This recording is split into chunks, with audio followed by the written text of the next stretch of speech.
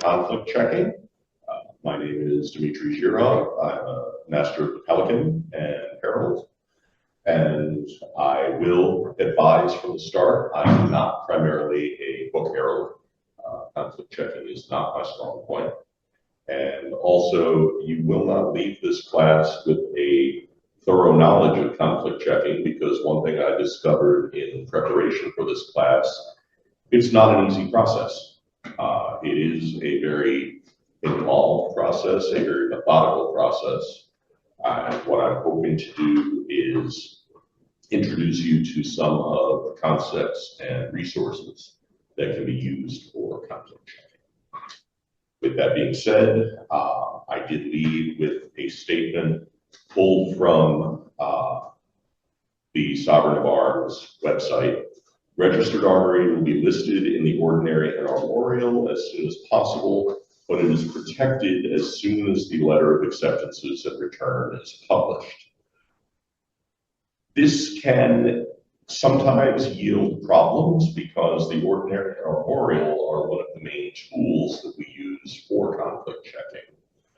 But that means that it is not a totally foolproof process, which also means that this is why sometimes conflicts may not be determined until later in the lengthy process that I outlined in this morning's class, because I indicated that a heraldic submission from start to finish can take 6 to 9 months to approve. Part of that 6 to 9 months is at the very end saying, okay, what's changed in the last 6 months? What additional resources might we have out there that we want to take one last look at, just to make absolutely sure that we're not approving our way into, whoops, shouldn't have done that. So the other statement that I led with was multiple blazons can produce the same emblazon. Basically saying multiple sets of words can be used to describe the same picture. So all reasonable blazons of a particular emblazon must be checked. If there's a different way to arrive at the same picture, because we are checking against the words, we have to check against any version of those words that can arrive at something that approximates that same final picture. That is the other thing that can absolutely complicate the conflict checking process more. In terms of resources, again, technology has done a wonderful job of giving us more and more resources to be able to work with. The online ordinary and armorial, which is at ona.sca.org. The rules themselves, the standards for evaluating names in armory, which differs from the original rule set that we had with the SCA, which was the rules for submission. This changed back in 2012. And one of the big things you start learning about conflict checking and about precedent, and well, they did it before. If you've ever heard in the stock or financial markets anything about, past performance is no guarantee of future returns. Yeah, past approval is no guarantee of future acceptance of an armorial device, because we are learning more and more things about heraldry. We are adapting our rule set to accommodate different cultures, different practices, different standards. So just because someone did it before isn't any guarantee that it can still be done or will be able to be done in the future. So I encourage people to keep up on the rules, take a look at the history of what is there from the standpoint of maybe education, inspiration, but don't necessarily use it as the basis of your argument. In particular, within SENA, as it's called, Section A5, which describes armorial conflict, And Appendix I, which gets into what's called charge group theory, are probably the two biggest tools that you can use.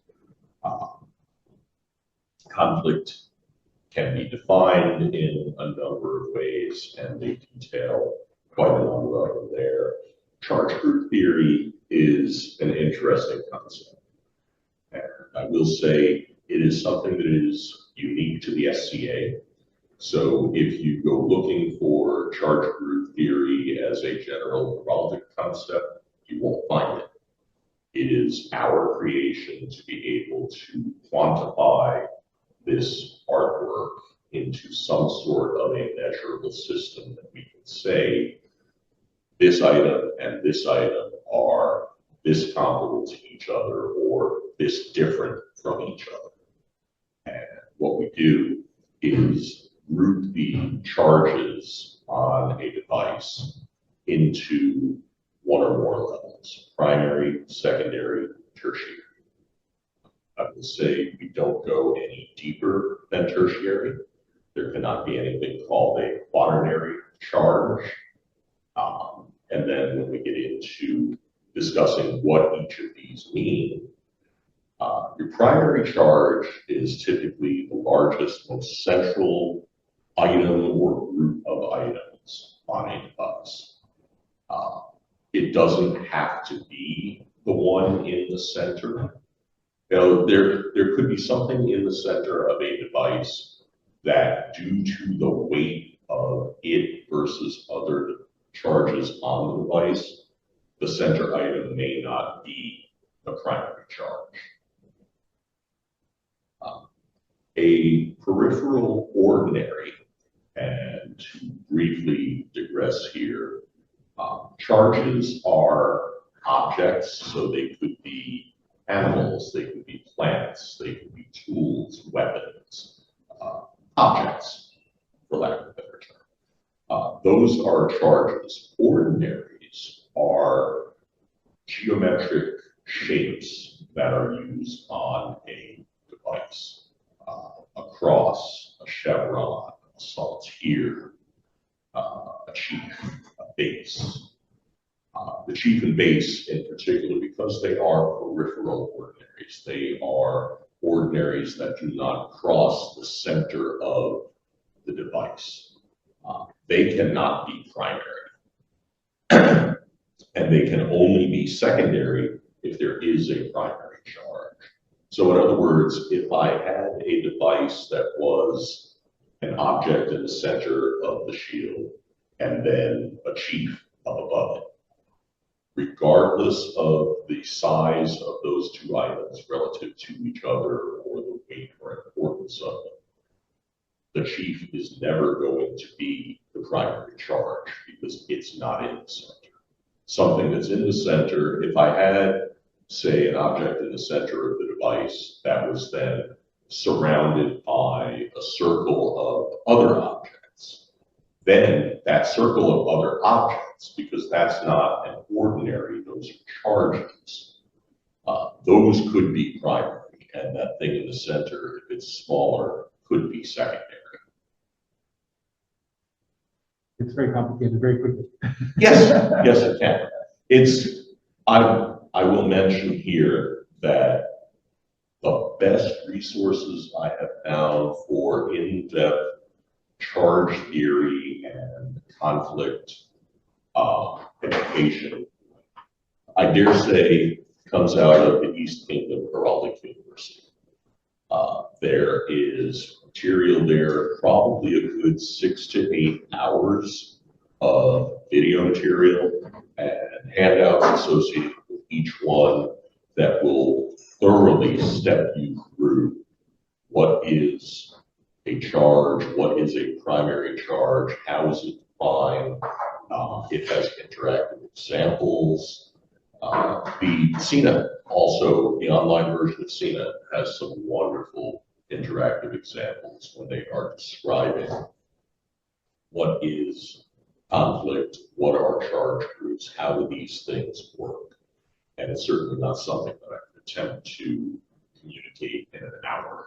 And Tina is? SENA is the standards for evaluating names of armory. They are the heraldic rule set that we use, and that is available right on heraldry.ca.org. If there is no primary charge or no charges at all on a device, the device is what's considered field primary, which is possible to do. Now, you can have something so simple that it is just a shield of a single color. That you have to go at least one level beyond that.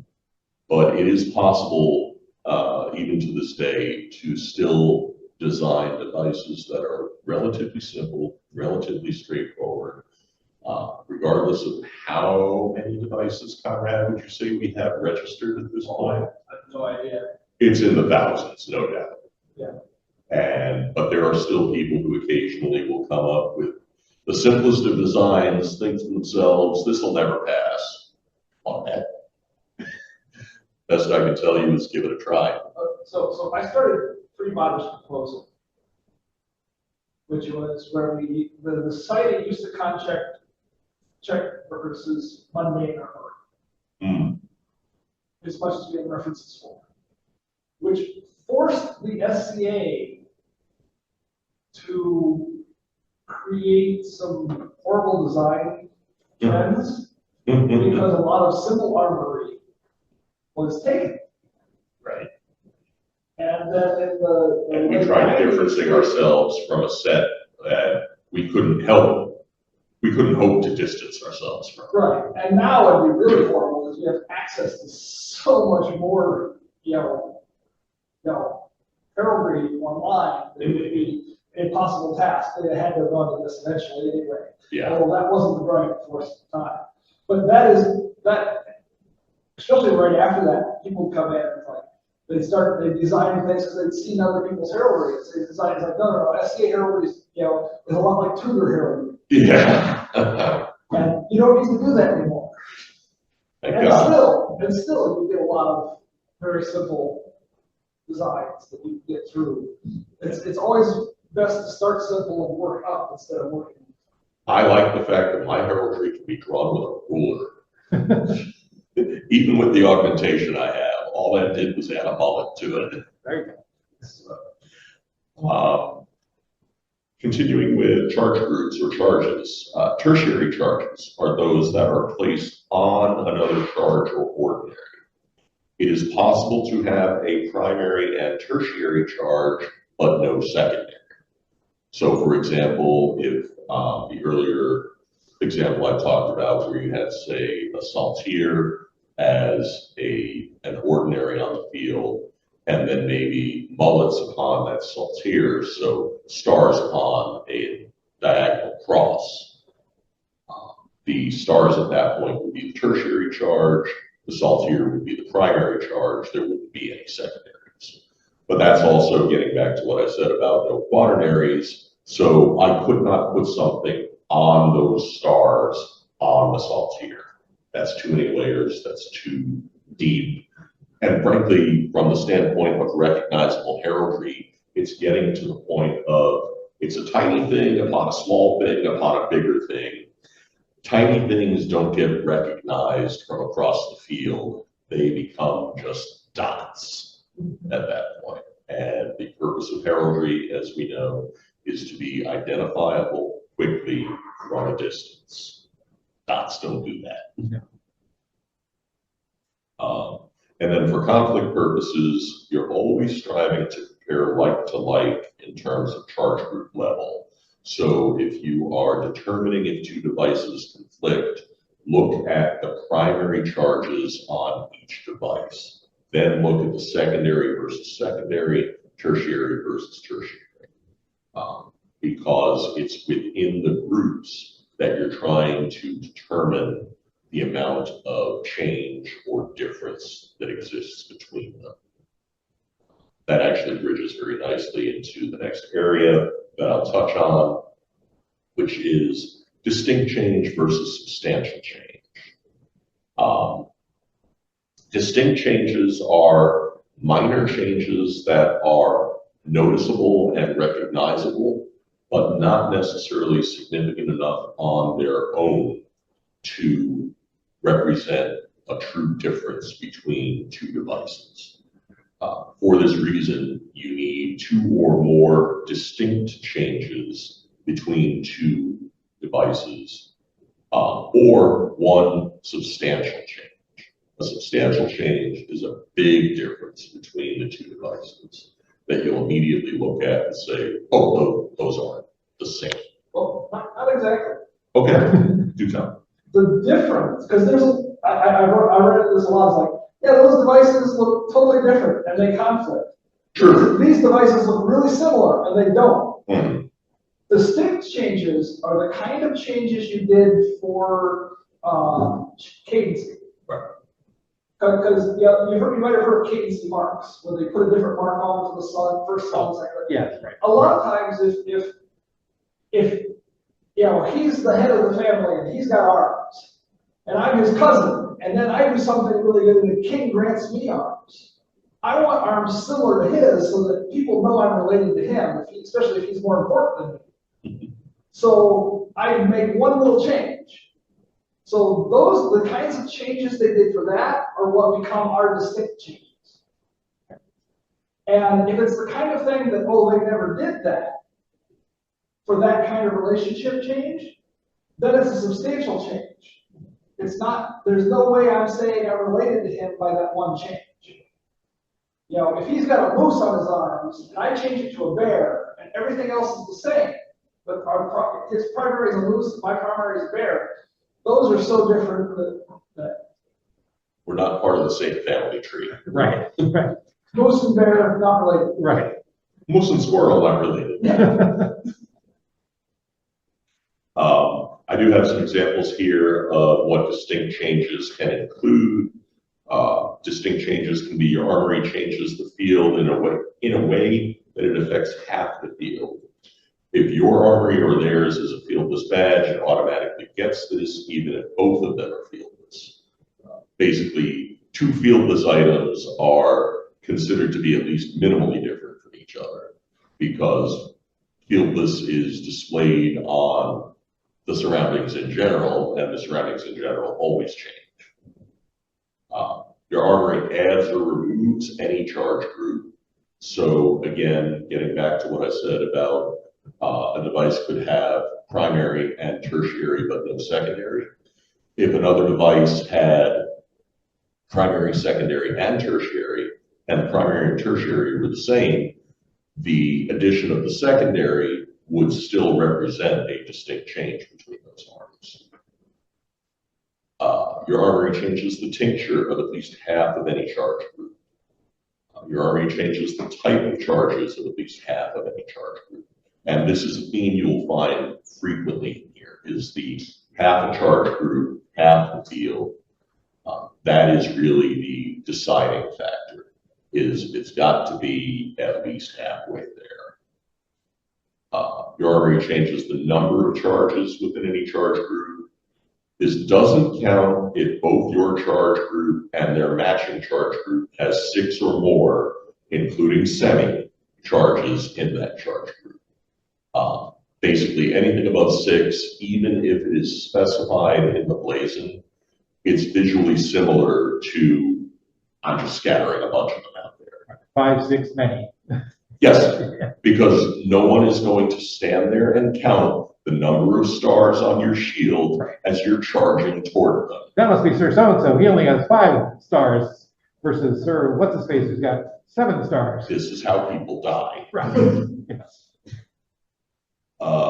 Your armory changes the arrangement of charges within a charge group, or changes where the charge group is on the field, like in canton or in base. So you change it from in chief to in base, in canton to in base to in Dexter canton, okay. Any one of those. Gotcha.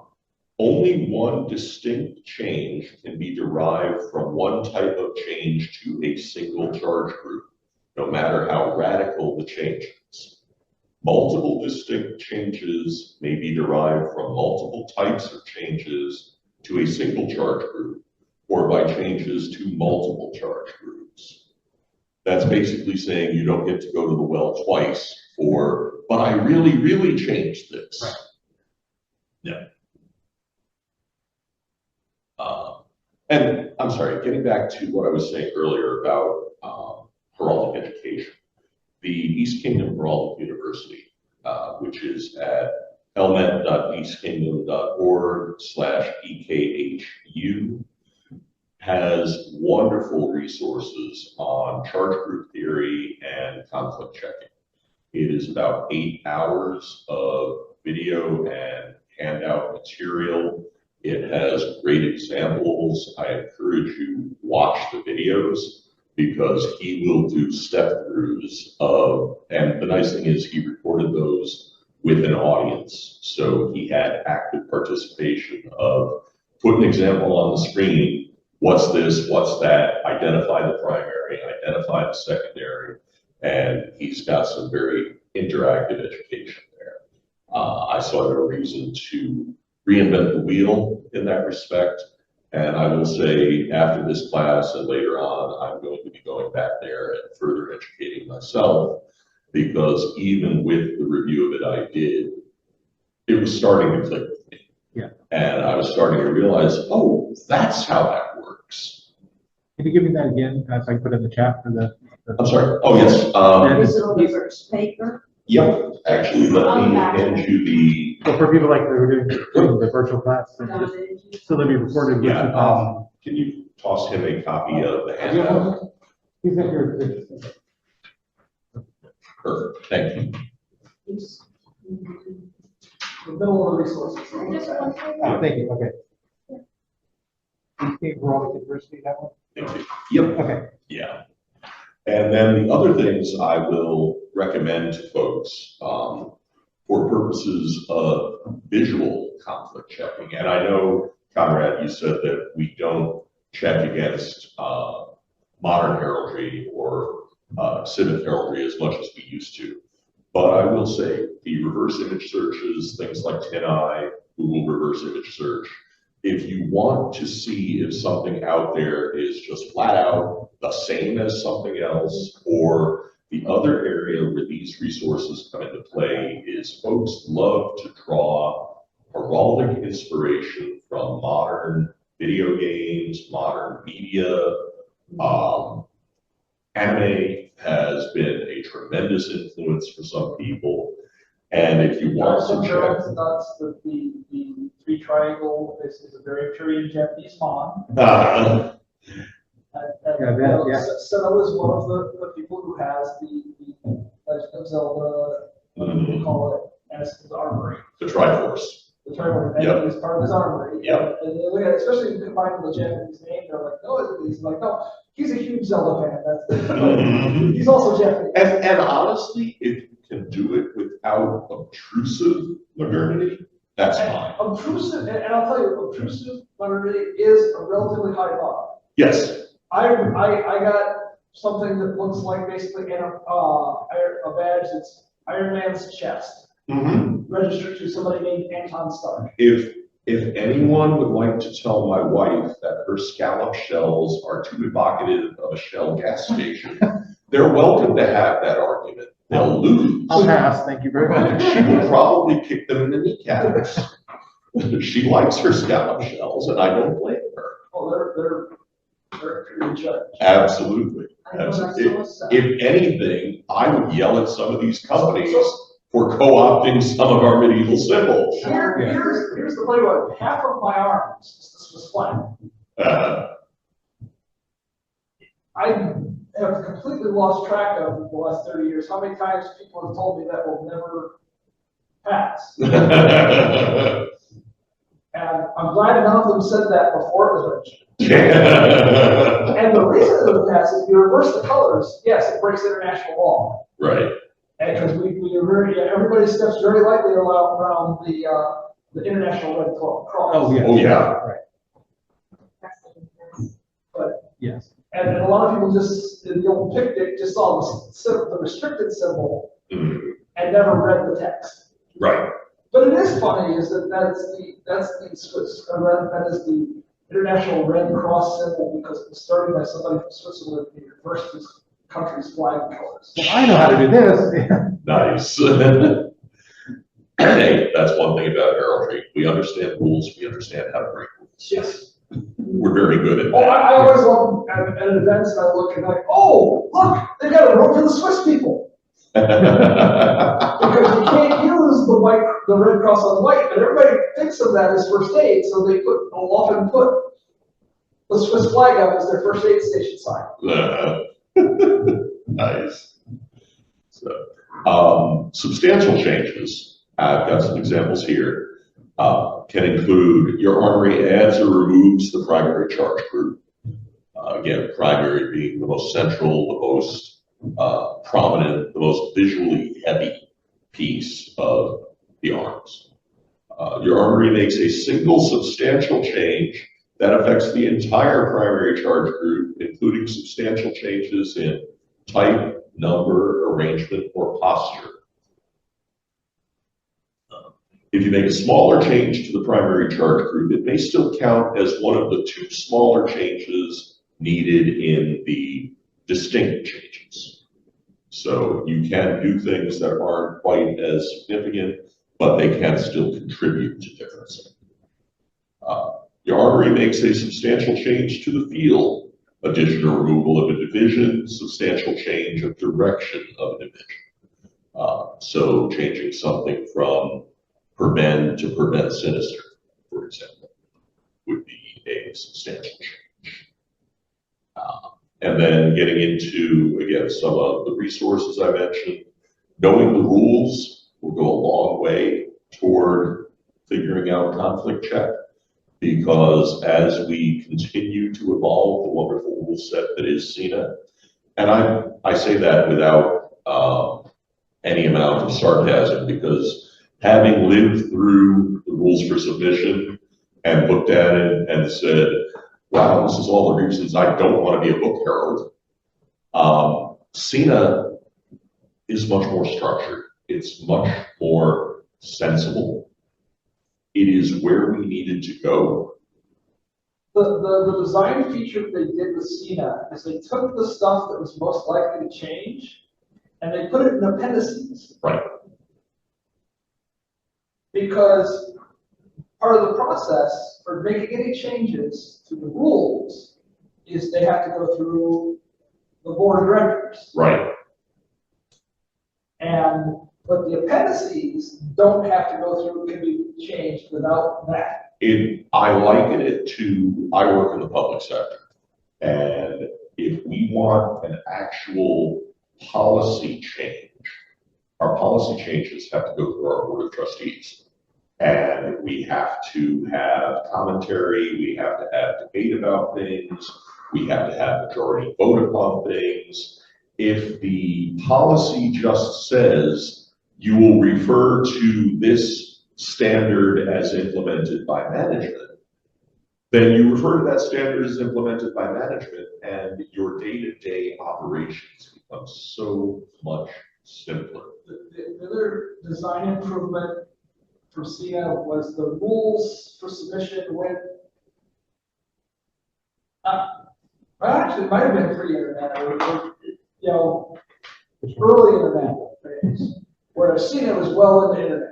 Right, oh yes. So the rules for submissions would, in a lot of places, refer you to other places. Mm-hmm. And when they designed CINA, it says, you know what, we don't have to do that. Very few people are going to be printing this out and carrying it around. Right.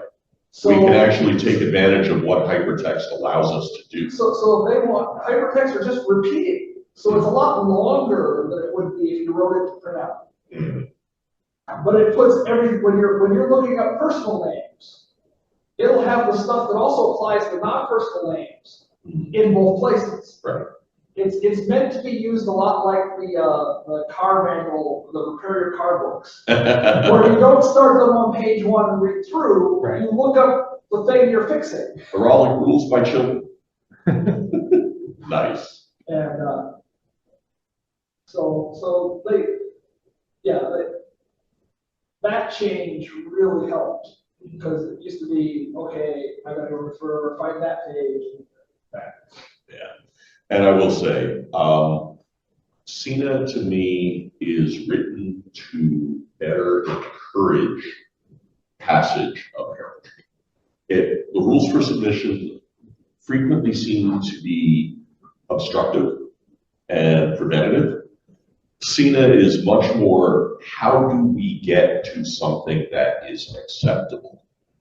And the methods we can use to get there, I don't know that anyone has run the numbers necessarily. I would be curious to see the rates of approval of devices, if there's any way that you could Find the time period right before it was officially adopted. For several months. the transition period, The transition Right. period, they used both a sets more of permissive rules. rule set. They used both, they evaluated everything for just experimental use, under Yeah. rules for submission, under CINA, and then did the math. Right, whichever one. And more things passed under CINA. Yeah. But they did find a few cases, and that caused them to fine tune some things. Doing Right. it. It's like, well, this would pass under the rules for submission. It would be returned under CINA. Do we want that? Right, right. And sometimes the answer was yes. Yeah. We've learned, we've evolved, we know a lot more than we used to. They did a major revamp of what is a DC versus what is an SC a few years back. Using the same sources that 2 decades before that people used to make up that original concept, but some people really got more into that same source and said, no, really, I think we got this part wrong and this part we don't need to be so strict on. And, What's a DC and an SC? huh? What is a DC and an SC? The distinct changes and substantial changes Oh, that okay. we're talking about. Got it.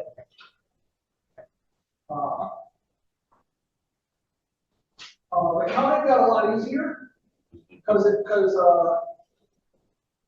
the number change wasn't always as the substantial change as it is now. It used to be like 1, 2, 3, Right.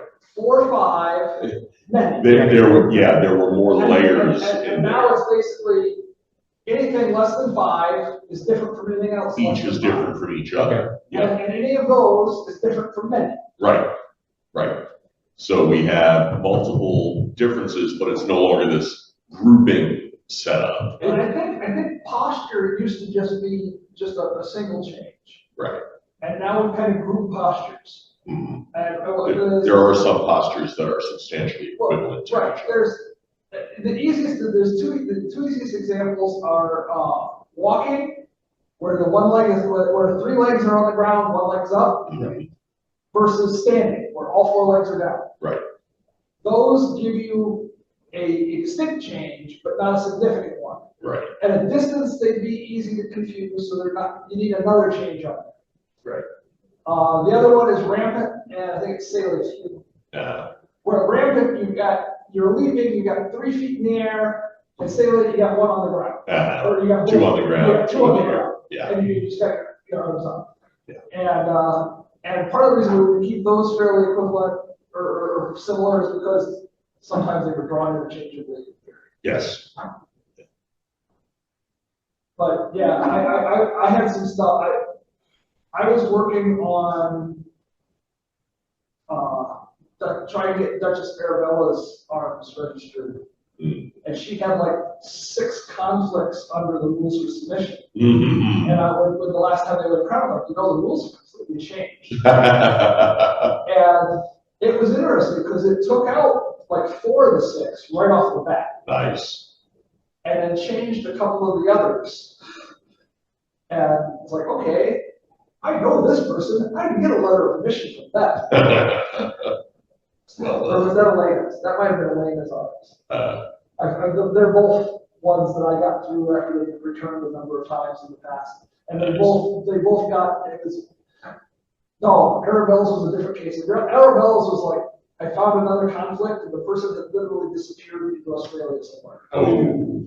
And I'm like, I told her I could do it, and then I thought I couldn't, and then somebody, I think it was Yehuda, told me, wait 2 months. They had a test case coming up that was going to change one of the rules. And as soon as that passed, hers was registrable, so Right. I had it ready. I had it timed so that it was there when it changed. Yeah, nice. And that getting back to what I said before about, yes, the rule set is constantly evolving. And because of the fact that we now reference specifics within the appendices, which can be evolved, can be changed much more easily than changing the actual rule set itself. This is what allows that process to be ongoing. This is also why, if you think something is taking a long time, it may be because someone has looked at it and said, wait a minute, rather than return this, let's see what we can do to make this happen. So be involved, be informed, be part of the process in that way, and realize that in doing so, you can also be contributing to maybe a little easier path for folks in the future. With that being said, are there any questions from the Zoom? I don't see any posted, but we'll give them a second to see if anyone wants to Wonderful. ask any. How was our participation online? We have another person, so we have two people on Awesome. on Zoom. Awesome. Yes. For those kind of changes we're talking about, do we need to go searching in the Royal Sovereign of Arms archives, or is everything that is changed in there gets changed in the appendix or CNA? The changes from precedent should get propagated into the appendices as, I would believe, and please Conrad, correct me if I'm wrong, as part of the precedent establishment. Yeah, I'm not real sure how they're working, because precedent used to be a whole set of documents. Right. And they've been working on the whole tagging and making precedent more manageable. Right. But often what they do, they do updates to the appendices every now and then. Yeah, I've seen many more of the appendices being updated. The appendices, and they do a lot more rule changes. They do the letters, the Pulmacet letters all the time, the rules letters. And some of that, I think, is stuff that goes into the appendices, not actually rule changes. Rule changes take longer to enact because the bureaucracy of it's longer. Because we have to go outside just, the heralds are good on bureaucracy on their own part. But there's some stuff that after our bureaucracy gets done, it goes up to another level. Yeah. Right. And that can take a long time. Yeah. Dmitrii, one of our people was asking if there's a handout. I did type in the two web addresses. I don't know if there's any way to get those two. I do have a handout. If you would get me the email address of the individual who is asking, I would be more than happy to send them a copy of my handout. Okay. Yes, we can certainly do. Here we go. Okay, it's up on the screen right behind you. But yeah, we'll get it to you. Yeah, if you could get that over to me, I would appreciate that. Wonderful. She says thank you. Or the person says thank you. Yep. And with that, if there's no other questions. Yes. Yeah, I'm sorry. The very top of the back of the page. Yes. Only one distinct change can be derived from one type of change. Can you explain that a little bit more? That was the part I had trouble following. And I will tell you, it is not necessarily an easy statement to follow. What that's basically saying is that, for example, one of the distinct changes can be your armory changes the tincture of at least half of any charge group. So only one distinct change can be derived from one type of change to a single charge group. So let's say you changed it from, I don't know, blue to green, for example. Changing it from blue to red wouldn't be any more substantial of a change. It could be a more radical change, but it still only counts as within that one bullet point, within that one area. So you basically have to go to a different bullet point to be able to make another change. You can't double dip, essentially. I have a question. Yes. It's just for funsies. So I registered my device back in the 80s, and it's just a line between three arrowheads. And back when I registered, it was the main charge was on a fest between three broad arrows, aligned status, sinister, stable. When I went back to check it years later, when I was coming back to the SA, they changed it to align Caterni, or Conterni, I may not be pronouncing it, align Caterni stable. And so I don't know if that was just a simplified or if someone looked at it and said, we're naming things different because of Cena or does that make sense? There's a couple of things that can happen to do that. Every now and then things will get reblazoned. There was, especially early on, there was less standardization. And so, like, a lot of times now we'll go back and check some older thing that if you just look at the blazons, they sound similar. Okay. And then they look at the art and they go, oh, we wouldn't describe that like that. Okay. And other things is sometimes, they'll define terms more than they were before. Right. Some terms that were at one time used interchangeably now have separate definitions, and they'll go through everything and reblazon every case they found that has those. Okay. And which is funny because a lot of times the people never find out. Right. That's part of the problem, though, is when they do something like that, there isn't necessarily a standard process for following up to tell somebody, right. Oh, by the way. Right. So if that somebody is looking at what they were originally told and the original description, and this is what I've been giving to every scribe since then, Right. who's created something for me, well, crap. I mean, I like it. It's more simplified, more compact. But the other one, to a non-herald, is more, easier to follow. I know one that caused some grief is, a few years back they decided a kraken is not a period term. Oh, really? Okay. Right.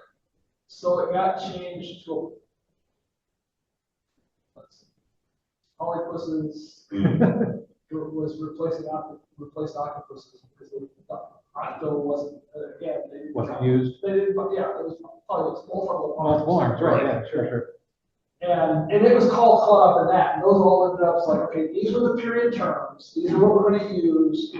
And then there was the people filed appeals, and then they went reblazoned some because they decided it's like, okay, if it was part of a cant, you can keep it. Like Roderick McCracken has a kraken on his arm.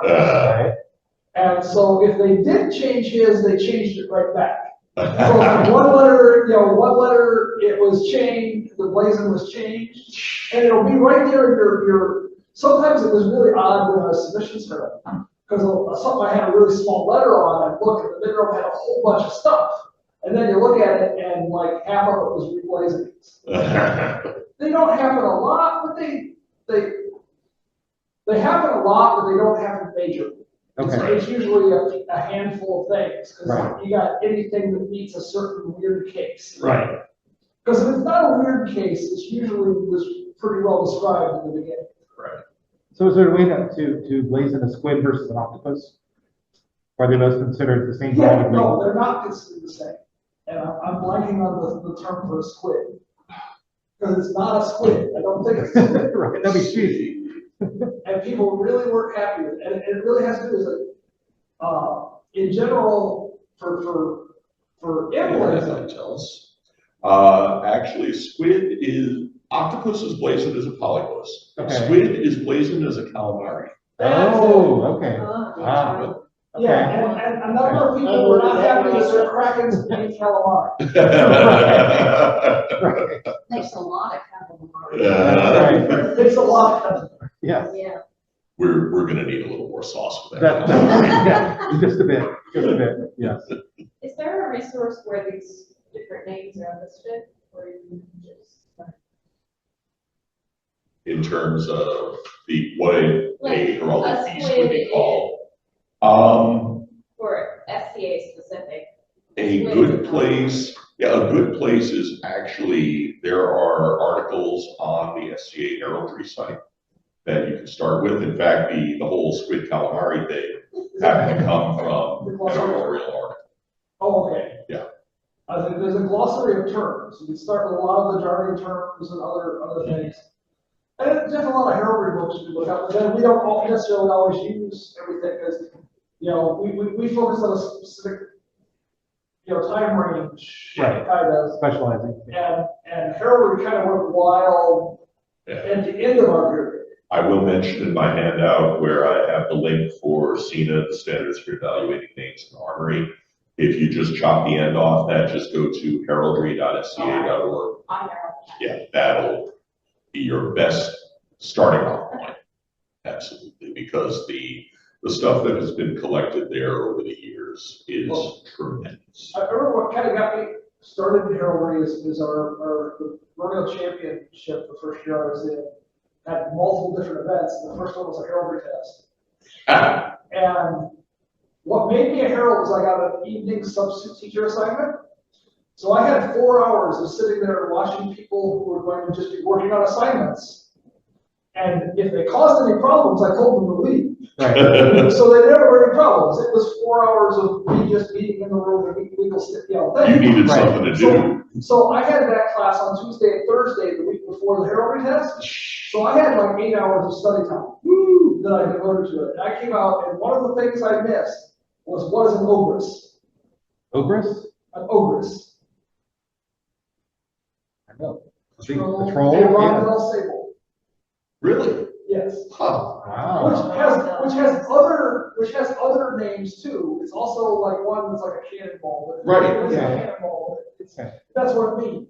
I But think I don't know where the agreement. ogress came from. You know, but it was a period heraldic term that was mostly sometimes used for like canting or you know. Right. And as you get a couple of those in the heraldic or medieval heraldry terms is where they use the term because it made the king.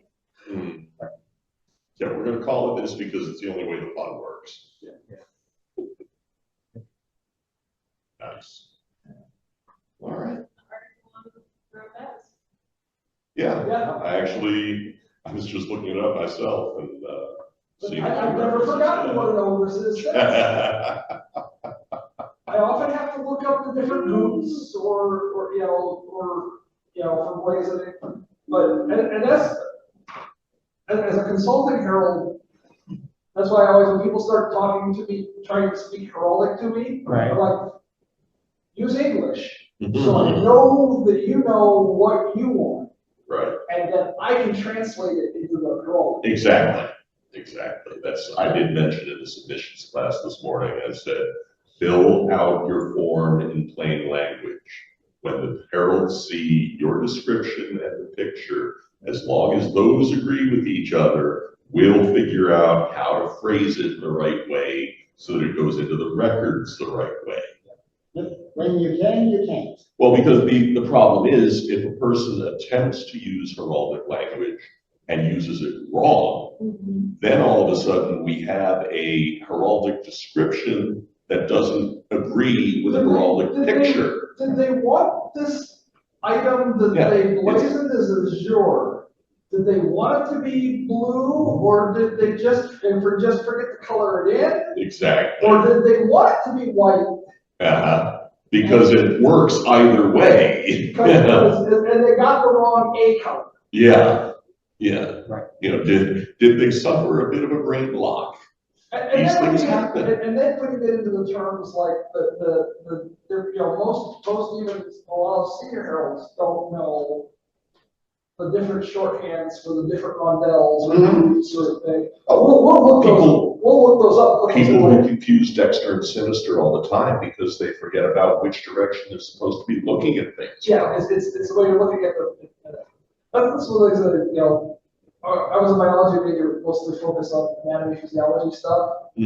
So the Dexter said all the directions. Yeah. Well, that's just the same as distal, proximal, medial, lateral. I understand how this works. Exactly. So, all right. Well, If there's nothing further, thank you all for attending, and I hope this has been helpful. I would encourage you to take a look at the resources, take a look at the educational materials. By all means, please reach out to a local herald, reach out to me. I'd be more than happy to have further conversation with anyone, and I wish you good conflict checking in the future.